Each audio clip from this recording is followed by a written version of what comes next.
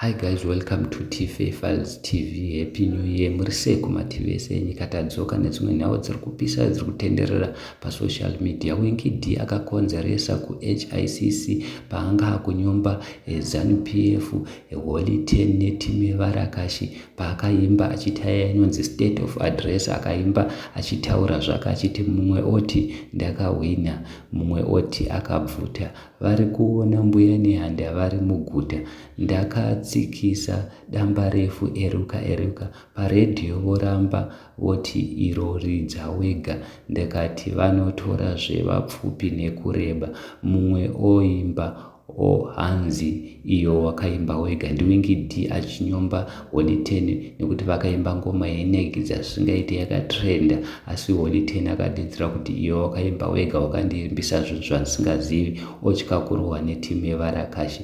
Paanoenderera Wingi D achiti vanotora zvevapfupi nekureba achinyomba ZANUPF timu yevarakashi inoshandisa vanhu. Makaiona paivhotwa yaipa vanhu maKFC ichivatengera zvinhu zvinonaka, ichinotora vamwe vanhu kumamisha ichivashandisa vozodzokera netsoka. Ndopari kutaura kuti vanotora zvevapfupi nekureba. Apa Wingi D akarambidzwa kuridza ngoma paredhiyo, ndosekera muchinzwa achiti paredhiyo voramba voti iro ridza wega because naivo vanotya timu yevarakashi. Zvakaitika makazviona, asi Wingi D aita inonzi state of address, vanhu vakafara zvisikaiti, timu gafa rakafara. Hameno kana musina kuzviona munogona kungoenda pasocial media, zvakazara. Tikitaura kudai vamwe vanhu veZANUPF vakatovata vakapfeka vakaita sana Idi, vakavata vakapfeka bhutsu, vana Idi vana Chiwenga, because zvakataurwa naWingi D zvinhu zvakasimba. Akataura mashoko makukutu.